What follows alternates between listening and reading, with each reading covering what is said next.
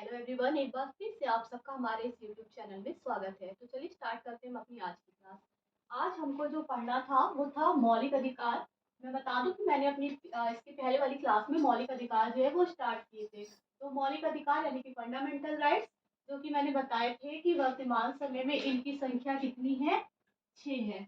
और इन 6 मौलिक अधिकारों में से 3 मौलिक अधिकार जो है वो हम लोग इसके पहले वाली क्लास में कर चुके थे। अगर आप लोगों ने वो क्लास ना देखी हो तो वहाँ पे जाके एक बार देख लीजिए, क्योंकि आज हम जो है बाकी के बचे हुए 3 अधिकारों को यहाँ पे डिस्कस करेंगे।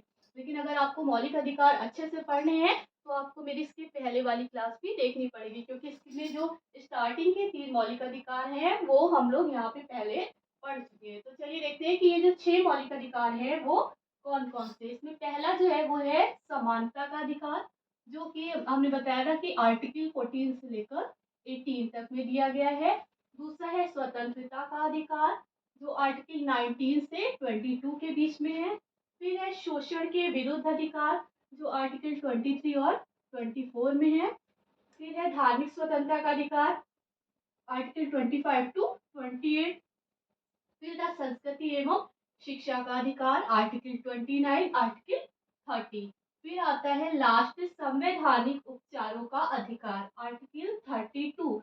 और हमने यहाँ पे बताया था आपको कल कि आर्टिकल 31 जो है, जिसमें था संपत्ति का अधिकार, वो यहाँ से हटा दिया गया है, यानी कि वो अब मौलिक अधिकारों से हटा के एक वो कानूनी अधिकार बना दिया गया है। और आर्टिकल 300 ए यानी कि 300 काम इसको जो है अब वो रख दिया गया, इसलिए यहाँ पे 31 जो है वो हमने नहीं लिखा है। चलिए तो देखते हैं आज जो बचे हुए हैं, यानी कि धार्मिक स्वतंत्रता का अधिकार, संस्कृति एवं शिक्षा का अधिकार और संवैधानिक उपचारों का अधिकार, ये 3 हमको जो है आज की क्लास में करने हैं। तो चलिए स्टार्ट करते हैं।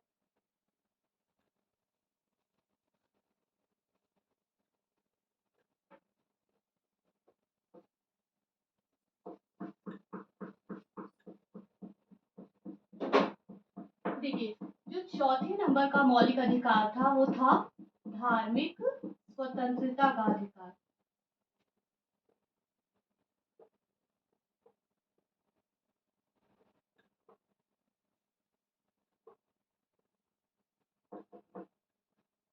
आर्टिकल था इसका 19 से 22।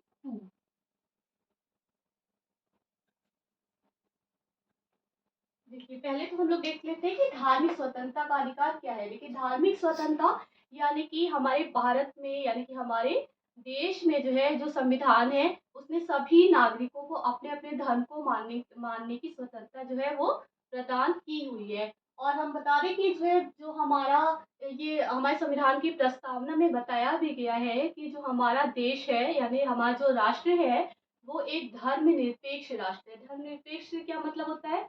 धर्मनिरपेक्ष वो होता है जिस राष्ट्र का कोई धर्म नहीं होता है। वैसे भी किसी भी राष्ट्र का अपना कोई धर्म नहीं होता है, सारे ही राष्ट्र जो है वो धर्मनिरपेक्ष होते हैं। और ये हमारे संविधान की प्रस्तावना में दे दिया गया है कि भारत जो है वो एक धर्मनिरपेक्ष राष्ट्र है, इसका अपना कोई धर्म जो है वो नहीं होगा। और ना ही तो जो है इस राष्ट्र को ये अधिकार है कि वो किसी की धार्मिक मान्यताओं में किसी भी तरह का हस्तक्षेप करे। इसलिए यहाँ पे सभी व्यक्ति जो है वो अपने अपने अपने धर्म को मानने के लिए स्वतंत्र है, और उन पे उनके धर्म को लेकर किसी भी प्रकार का कोई भी दबाव जो है सरकार या देश नहीं बना सकता है।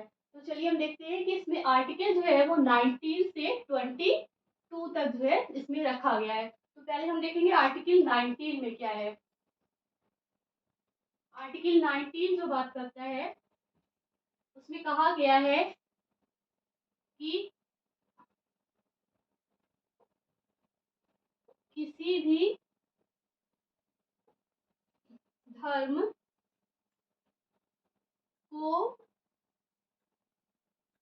मानने, ठीक है, मतलब कि कोई भी व्यक्ति किसी भी धर्म को मान सकता है, किसी भी धर्म को उसका जो है मन हो तो वो माने, और क्या करे, उसको उसका प्रचार प्रसार करने की स्वतंत्रता, ठीक है। यानी कोई भी व्यक्ति जो है वो किसी भी धर्म को मान सकता है और उसका प्रचार प्रसार कर सकता है। और इसको ना मानने के लिए कोई भी जो है राज्य किसी भी व्यक्ति पर किसी भी प्रकार का दबाव नहीं बना सकता है। ये कौन सा आर्टिकल है? ये है आर्टिकल 19। देखिए आर्टिकल 20 जो है वो क्या कहता है? आर्टिकल 20 कहता है कि धार्मिक मामलों के प्रबंध की स्वतंत्रता दी गई है।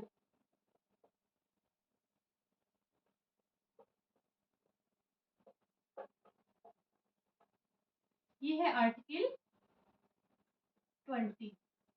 आर्टिकल 20 यानी कि आर्टिकल 20 में कहा गया कि धार्मिक मामलों के प्रबंध की स्वतंत्रता जो है वो हर व्यक्ति को दी जाती है। यानी कि प्रबंध यानी कि मैनेजमेंट, ठीक है, अपने अपने धार्मिक मामलों का मैनेजमेंट जो है वो हर व्यक्ति कर सकता है। इसकी स्वतंत्रता जो है वो हमें संविधान के आर्टिकल 20 में दी गई है। फिर है आर्टिकल 21। आर्टिकल 21 में बात की गई है धार्मिक व्यय की स्वतंत्रता।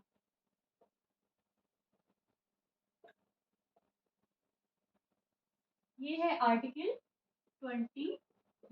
धार्मिक व्यय से देखिए यहाँ पे क्या मतलब है कि आप धार्मिक मामलों में जो भी व्यय करेंगे यानी कि जो भी आपने इसके लिए धार्मिक मामलों के लिए राशि निर्धारित की है उसको आप वहाँ पे खर्च कर सकते हैं। और इसके लिए आपको कोई किसी भी तरह का टैक्स देने की जरूरत नहीं है। यानी कि यहाँ पे जो है आपको टैक्स से इस बात के लिए मुक्त रखा गया है। अगर आप धार्मिक चीजों में व्यय कर रहे हैं तो वहां पे आपको टैक्स नहीं देना पड़ेगा। ये बात करता है आर्टिकल 21। अब देखते हैं आर्टिकल 22 में क्या कहा गया है। तो आर्टिकल 22 में कहा गया है कि जो भी शिक्षण संस्थाएं हैं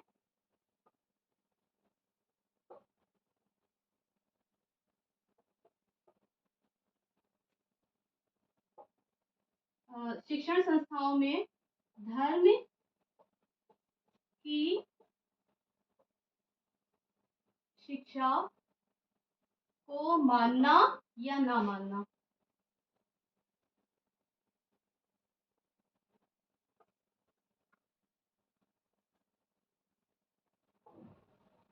ये आर्टिकल 22। देखिए आर्टिकल 22 बात करता है कि शिक्षण संस्थाओं में यानी जितनी भी शिक्षण संस्थाएं हैं वो आपकी जो है मर्जी पर डिपेंड करता है कि आप वहाँ पे धर्म की शिक्षा को माने या ना माने। इसको जबरदस्ती आपसे मनवाने के लिए कोई भी आपको बाध्य नहीं करेगा। और आप चाहे तो किसी भी धार्मिक जो है सभाओं में जाके शामिल हो सकते हैं और इसको आपको शामिल होने से वहाँ पे कोई रोक नहीं सकता है। ये कहा गया है आर्टिकल 22 में। हम आपको पहले भी बता चुके हैं कि जितने भी मौलिक अधिकार है वहाँ से हर एग्जाम में क्वेश्चन जरूर आते हैं। तो आप लोग जो है इसकी पहले वाली क्लास भी देख लीजिएगा जाके और वहाँ से भी जो इसके 3 पहले के मौलिक अधिकार है उनको जाके वहाँ से पढ़ लीजिएगा क्योंकि ये चैप्टर पूरा ही बहुत इंपॉर्टेंट है। चलिए यहाँ से भी क्वेश्चन जो है आता है कि धार्मिक स्वतंत्रता का अधिकार जो है वो किस आर्टिकल में दिया गया है। तो आर्टिकल 19 से 22 में। और ये जो है ये 19, 20, 21, 22 ये अलग अलग भी जो है आर्टिकल पूछे जाते हैं। तो इसलिए बहुत ज्यादा इंपॉर्टेंट है, इसको आप ध्यान से देखते चलिएगा। तो एक बार फिर से देख लेते हैं कि धार्मिक स्वतंत्रता का अधिकार जो है वो चौथा मौलिक अधिकार है, ठीक है। और किस आर्टिकल 19 से 22 के बीच में इसको रखा गया। आर्टिकल 19 में कहा गया है कि किसी भी धर्म को मानने प्रचार प्रसार करने की स्वतंत्रता जो है आपको दी गई। यानी कि आपका मन करे तो आप किसी भी धर्म को माने, मतलब आप अपना चाहे धर्म बदलिए चाहे कुछ भी करिए उसके लिए आप पे कोई भी बाध्य आपको नहीं करेगा किसी भी धर्म को मानने के लिए, ठीक है। और आप उसका प्रचार प्रसार भी कर सकते हैं। आप जिस तरह से चाहे उसका प्रचार आप कर सकते हैं। इसकी आपको स्वतंत्रता जो है वो संविधान द्वारा दी गई है। फिर है जो है आर्टिकल 20 जो कहता है कि धार्मिक मामलों के प्रबंध की स्वतंत्रता यानी कि आप अपने धार्मिक मामलों का प्रबंध जो है वो देख सकते हैं। फिर आर्टिकल 21 बात करता है धार्मिक व्यय की स्वतंत्रता यानी कि आप अपने धार्मिक मामलों में यानी कि धार्मिक कार्यों में जो भी धन को व्यय करेंगे उसके लिए आपको यहाँ पे कर यानी कि टैक्स से छूट दी गई है। आपको उसके लिए कोई सी भी तरह का टैक्स देना नहीं पड़ेगा।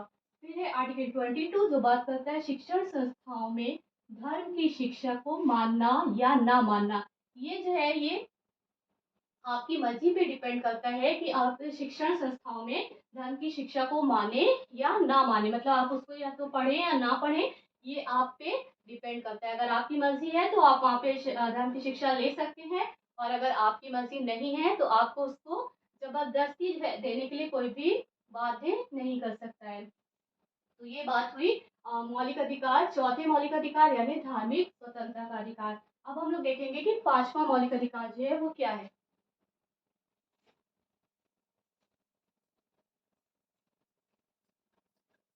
और आप लोगों को अगर वीडियो पसंद आता हो तो प्लीज वीडियो को लाइक जरूर कर दिया करिए। फिर देखिए, जो पांचवा मौलिक अधिकार है वो है संस्कृति एवं शिक्षा का अधिकार।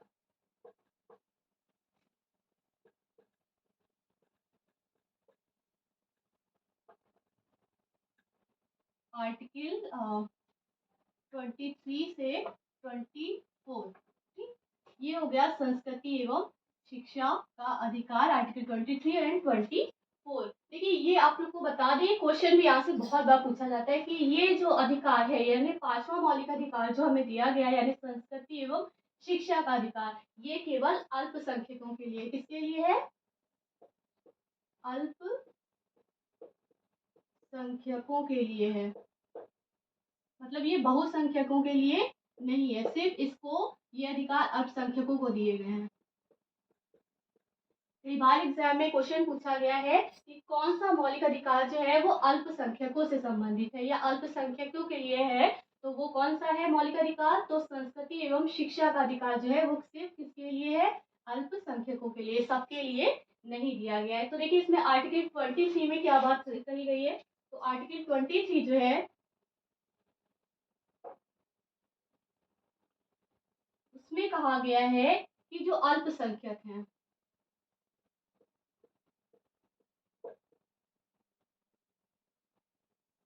वो अपनी भाषा,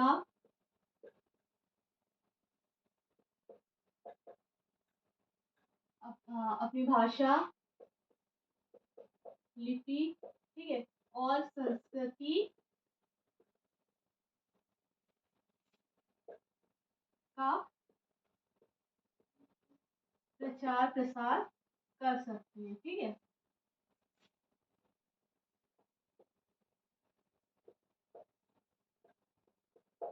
या उनका संरक्षण कर सकते हैं।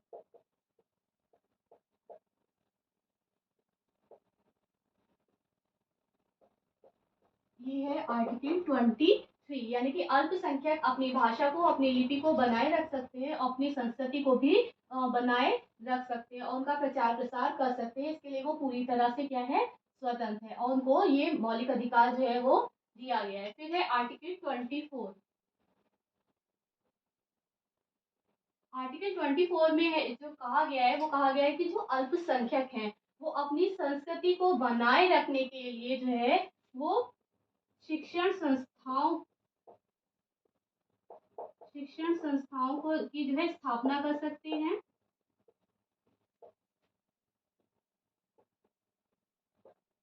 और उनका संचालन कर सकते हैं।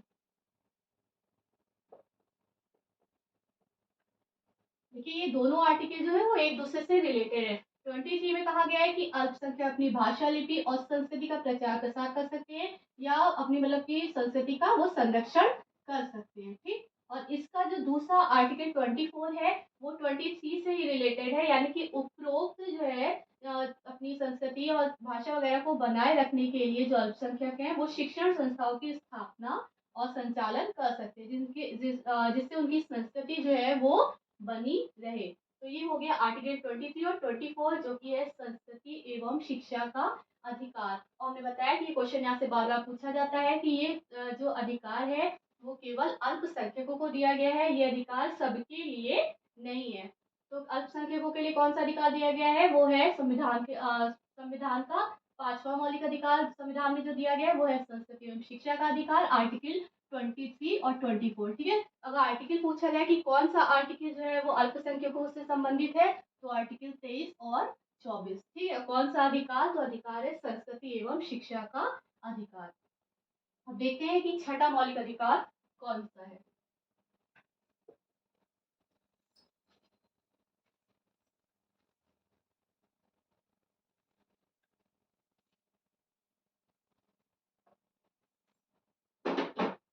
देखिए, जो छठा मौलिक अधिकार है वो है संवैधानिक उपचारों का अधिकार।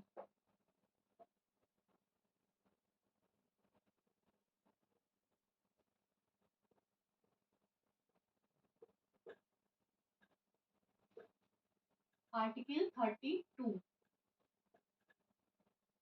आर्टिकल इसका 32। और हम बार बार बता रहे कि 31 संपत्ति का अधिकार जो है वो हटा दिया गया है। ठीक है, संवैधानिक उपचारों का अधिकार देखिए क्या है। संवैधानिक उपचारों का अधिकार जो है इसको डॉक्टर भीमराव अंबेडकर ने देखिए क्या कहा है। डॉक्टर, ये क्वेश्चन यहाँ से कई बार पूछा गया है कि डॉक्टर भीमराव अंबेडकर, डॉक्टर भीमराव अंबेडकर ने इस अधिकार को कहा है संविधान की आत्मा, संविधान का हृदय एवं आत्मा।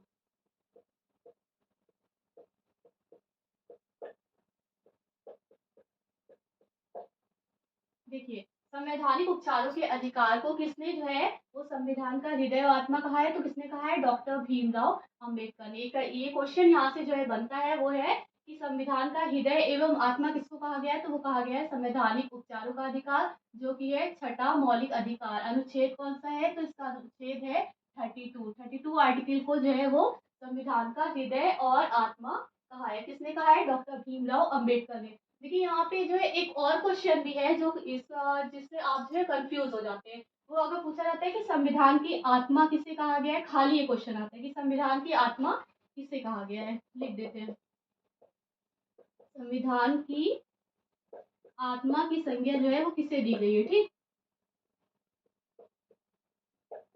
तो अगर खाली ये क्वेश्चन आए कि किससे दी गई है तो ये आंसर इसका होगा प्रस्तावना।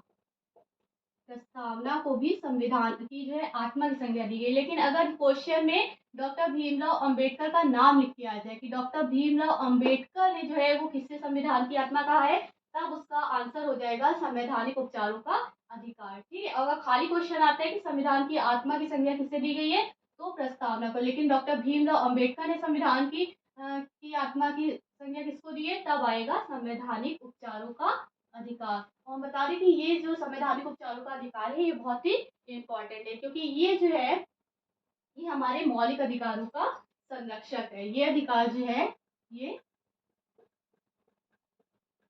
मौलिक अधिकारों का संरक्षक है।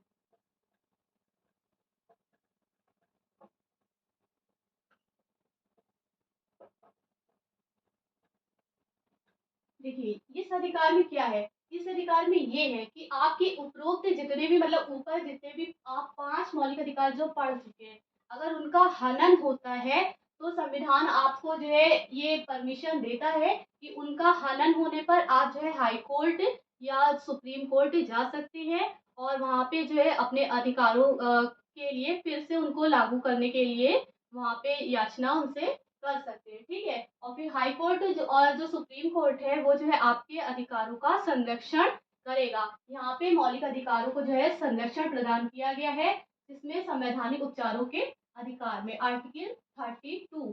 आप लोग अपने जितने भी ऊपर के यानी कि 5 मौलिक अधिकार है उनमें से अगर किसी का भी हनन होता है तो सुप्रीम कोर्ट या हाई कोर्ट के पास हम जा सकते हैं, और सुप्रीम कोर्ट और हाई कोर्ट जो है वो उसके मामले में क्या करेगा, रिट जारी कर सकता है। अब देखते हैं हम कि कौन कौन सी रिट जारी कर सकता है, तो चलिए देखते हैं।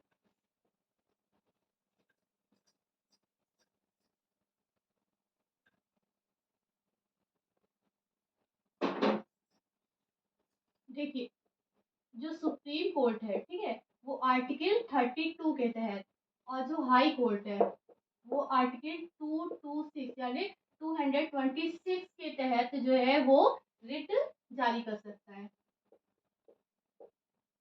अब देखिए कितने प्रकार की रिटें जारी कर सकता है, तो हाई कोर्ट और सुप्रीम कोर्ट दोनों जो है वो 5 तरह की रिटें जारी कर सकता है। कितने प्रकार की?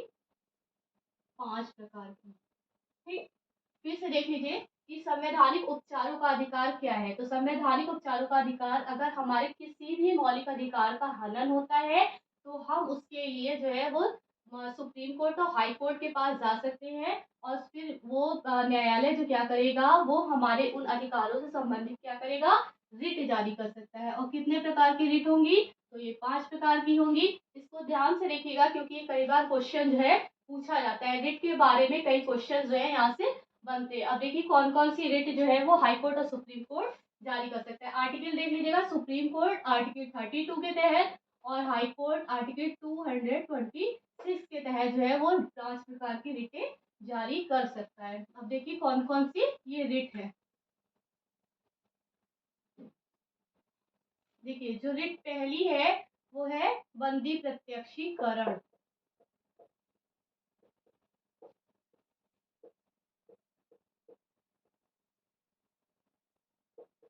प्रत्यक्षीकरण क्या है, ये बंदी प्रत्यक्षीकरण जो है वो है कि अगर आपको मान लीजिए कि जो है पकड़ लिया जाता है, ठीक है, आपने कोई अपराध किया है और पुलिस आपको पकड़ लेती है, तो आपको जब आप पकड़े जाते हैं तो उसके 24 घंटे के अंदर जो है वो आपको मजिस्ट्रेट के सामने उपस्थित होना पड़ेगा। ये कल हम लोगों ने स्वतंत्रता के अधिकार में भी पढ़ा था कि 24 घंटे के अंदर जो है वो अपराध करने के हमें कोर्ट के सामने पेश होना पड़ेगा। ठीक है, तो बंदी प्रत्यक्षीकरण यही है, इसको आप याद रख सकते हैं 24 घंटे। ठीक है, अगर आपने 24 घंटे इसका कीवर्ड मान लीजिए आप, ठीक है, तो आपको याद आ जाएगा कि बंदी प्रत्यक्षीकरण 24 घंटे। अब आप इसको रिलेट कर लीजिएगा कि 24 घंटे पकड़े जाने के 24 घंटे के अंदर मजिस्ट्रेट के सामने पेश होना होगा। ठीक,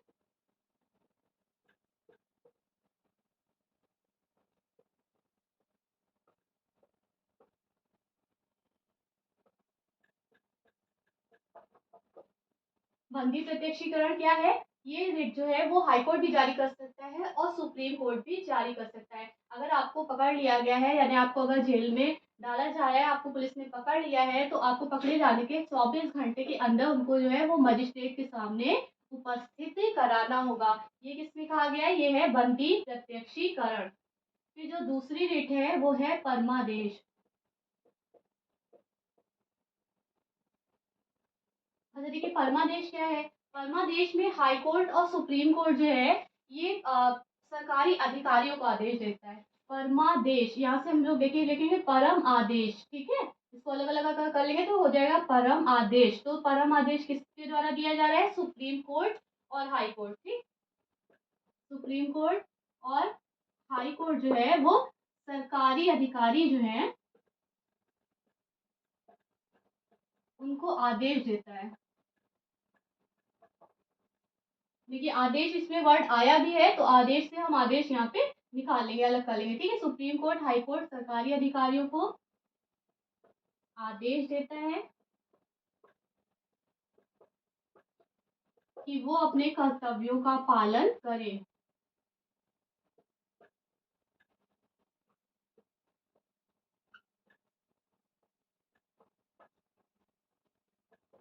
कौन से कर्तव्य, तो अभी हम बताते हैं। देखिए यहाँ पे कौन से कर्तव्य है, वो कर्तव्य जिस पद के लिए उनको जो है नौकरी दी गई है, उस पद से रिलेटेड जो भी कर्तव्य है, अगर उनका जो है पालन सरकारी अधिकारी नहीं कर रहे हैं, तो सुप्रीम कोर्ट या हाई कोर्ट उनको ये आदेश देता है कि वो अपने कर्तव्यों का पालन उचित ढंग से करें। ठीक है, ये क्या है, परमादेश। परमादेश को हम कैसे याद रखेंगे, परम आदेश। इसको अलग अलग देख लेंगे। परम आदेश किसके द्वारा दिया जा रहा है, सुप्रीम कोर्ट और हाई कोर्ट के द्वारा। किसको दिया जा रहा है, वो दिया जा रहा है सरकारी अधिकारियों को। किस लिए, तो उनके अपने कर्तव्यों का पालन करने के लिए। ठीक, हमने यहाँ पे देखा दो जो है ये दो रिट हो गई, पहली हो गई बंदी प्रत्यक्षीकरण, दूसरी परमादेश। बहुत ज्यादा क्वेश्चंस यहाँ से पूछे जाते हैं। अब देखते हैं तीसरी रिट कौन सी है। तीसरी जो है वो है प्रतिषेध।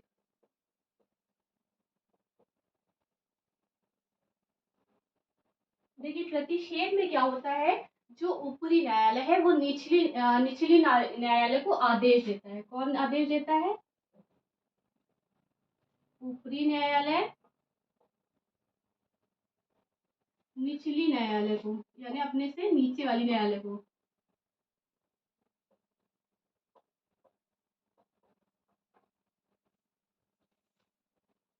को यह आदेश देता है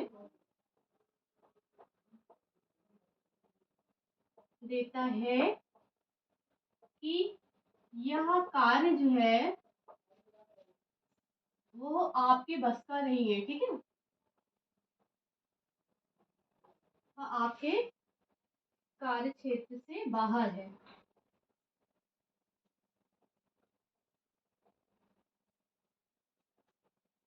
आप इसे ना करें।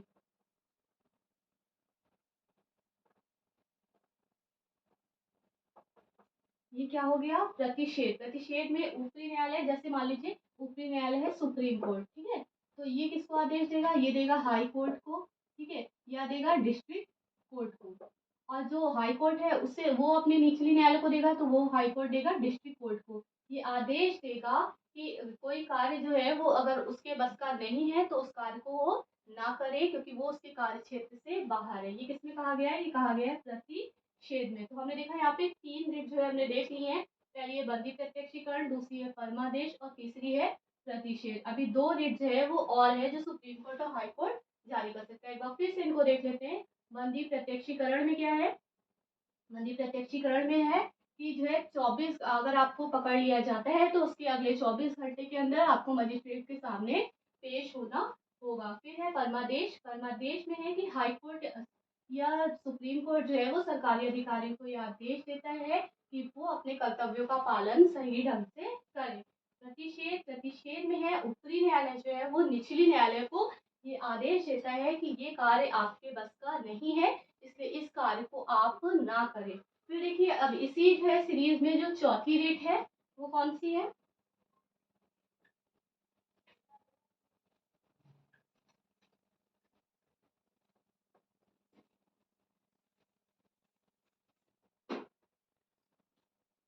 चौथी जो है वो है उत्प्रेषण। कौन सी है?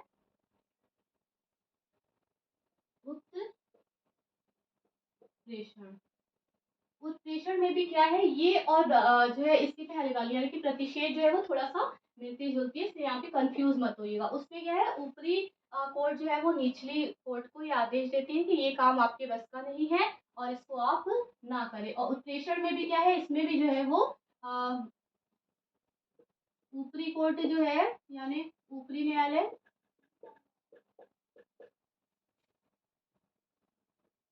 वो निचली न्यायालय को आदेश देता है,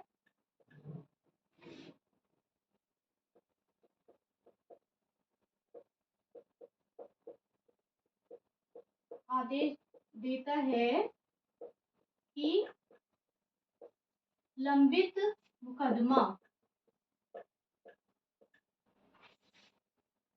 मुझे सौंप दें। क्यों? क्योंकि वो आपके कार्य क्षेत्र से बाहर है।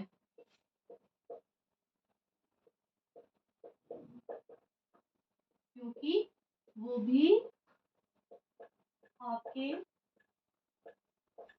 कार्य क्षेत्र से बाहर है।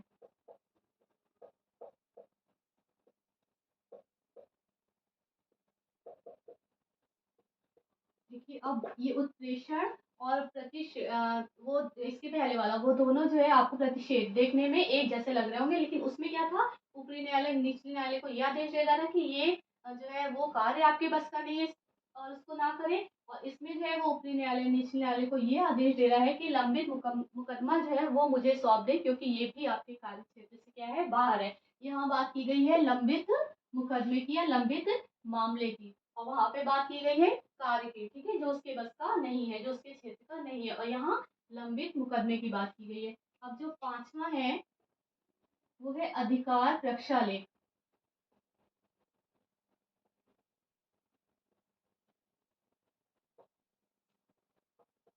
ये भी कौन जारी करता है? हाई कोर्ट और सुप्रीम कोर्ट। इसमें देखिए क्या है, ये जो है वो सार्वजनिक क्षेत्र के जो अधिकारी होते हैं उनके लिए जारी किया जाता है। क्यों जारी किया जाता है?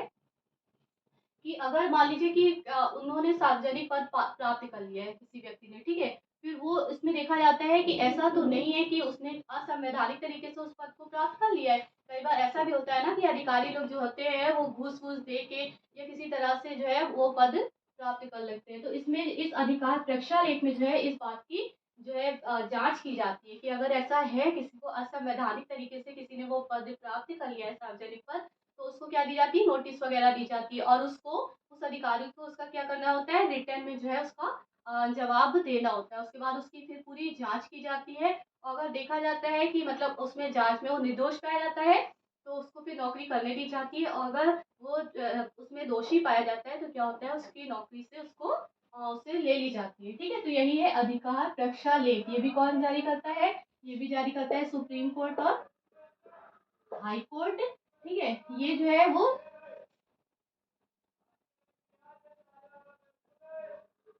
सार्वजनिक क्षेत्र में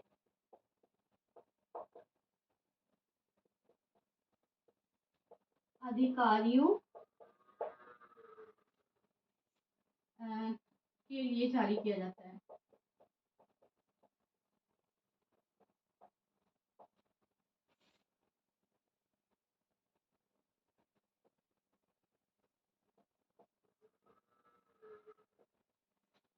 ठीक है, फिर से बता देते हैं कि उत्प्रेषण और अधिकार प्रक्षालेख। देखिए ये 2 रेट और है। ठीक है, इसके पहले हम 3 पढ़े हैं और ये हैं 2, यानी कि टोटल मिला के 5 रेट हो गए जो सुप्रीम कोर्ट और हाई कोर्ट जो है वो संवैधानिक उपचारों के अधिकार के तहत जारी कर सकता है। क्यों? क्योंकि नागरिकों के जो है वो मौलिक अधिकारों का संरक्षण हो सके, इसलिए। उत्प्रेषण में क्या है, ऊपरी न्यायालय नीति न्यायालय को आदेश देता है कि लंबित मुकदमा मुझे सौंप दे।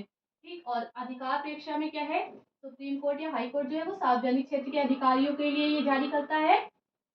क्यों? क्योंकि वो अगर उन्होंने जो है असंवैधानिक तरीके से अपने पद को प्राप्त किया हो तो फिर उसकी जो है क्या कराई जा सके, जांच कराई जा सके और फिर देखा जाए कि उन्होंने सही तरीके से मतलब कि वो दोषी हैं या निर्दोष हैं। ठीक, तो ये है अधिकार रक्षा लेख। यहाँ से भी कई बार क्वेश्चन जो है वो एग्जाम में पूछा जा चुका है। तो ये तो बात हो गई हमारे मौलिक अधिकारों की, जो हमने बताया कि मौलिक अधिकार 6 हैं। ठीक है, उन 6 के बारे में हमने यहाँ पे पूरा पढ़ लिया है। अब हम देखते हैं कि ये मौलिक अधिकार है, ठीक है, ये हमें संविधान द्वारा दिए गए हैं, लेकिन इन मौलिक अधिकारों का विशेष परिस्थितियों में क्या हो सकता है, निलंबन भी हो सकता है। तो वो कौन सी परिस्थितियां हैं जब इनका निलंबन होगा और वो कौन से अधिकार हैं जिनको निलंबित किया जा सकता है। तो चलिए हम देखते हैं कि कौन सी परिस्थितियां और कौन से अधिकारों में मौलिक अधिकार निलंबित किए जा सकते हैं।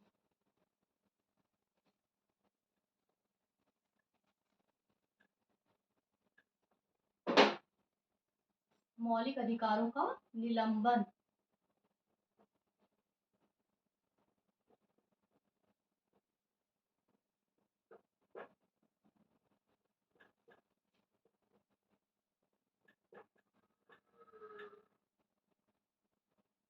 देखिए, जो राष्ट्रपति है, ठीक है, वो इन मौलिक अधिकारों को क्या कर सकता है, निलंबित कर सकता है। कब कर सकता है, कौन इनको निलंबित करेगा, राष्ट्रपति। और कब करेगा, राष्ट्रीय आपातकाल के समय।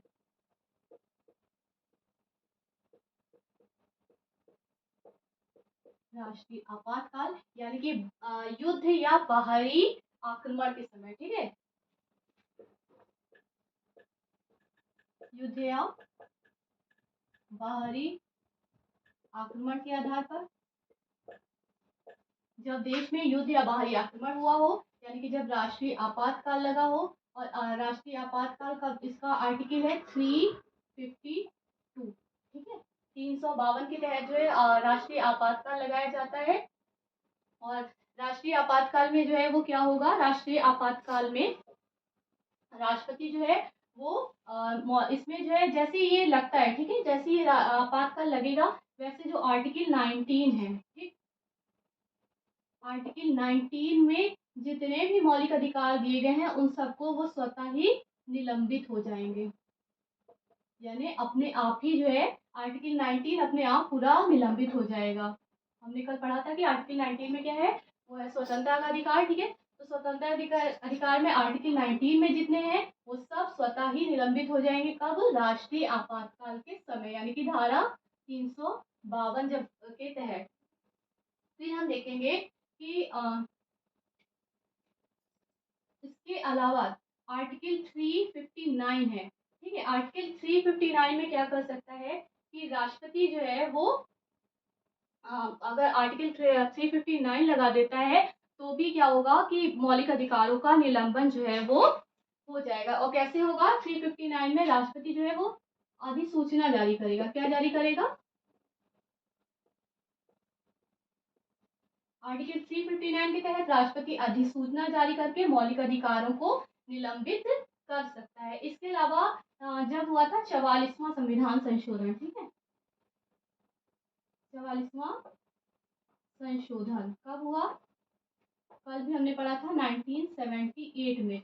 इसमें कहा गया है कि आर्टिकल 20 और आर्टिकल 21 इनमें जो मौलिक अधिकार हैं उनको कभी भी समाप्त नहीं किया जा सकता है। यानी कि राष्ट्रपति इन मौलिक अधिकारों को, किनको, आर्टिकल 20 और 21 इनमें जो मौलिक अधिकार है उनको कभी भी कोई भी समाप्त नहीं कर सकता है, चाहे देश में आपातकाल लगे या अधिसूचना राष्ट्रपति जारी करे, लेकिन आर्टिकल 20 और 21 कभी भी समाप्त नहीं होंगे। हमने कल पढ़ा था कि आर्टिकल 20 जो है वो किससे है? जब जो है आपको बंदी बनाया जाता है ना, उससे रिलेटेड है कि आप अपना दोष, अगर आप पे कोई लगाया जा रहा है तो दोष सिद्धि के लिए है, उससे रिलेटेड है, ठीक है, आप अपने को निर्दोष साबित कर सकते हैं। और 21 जो है वो है प्राण और दैहिक स्वतंत्रता। तो इन दोनों आर्टिकल को कभी भी खत्म नहीं किया जाएगा। फिर से देख लेते हैं कि मौलिक अधिकारों का निलंबन कब और किन परिस्थितियों में हो सकता है।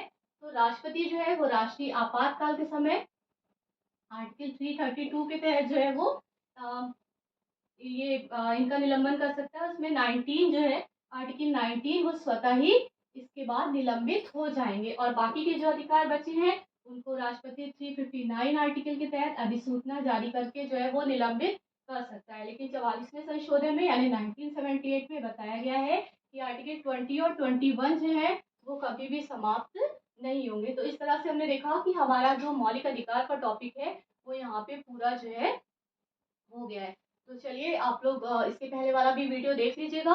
तो दोनों क्लासेस में आप देखिएगा तो पूरे जितने भी 6 मौलिक अधिकार हैं उन सब के बारे में आप जो है अच्छे से जान लेंगे, ठीक है। तो चलिए मिलते हैं हम अपने नेक्स्ट वीडियो में, तब तक के लिए थैंक यू।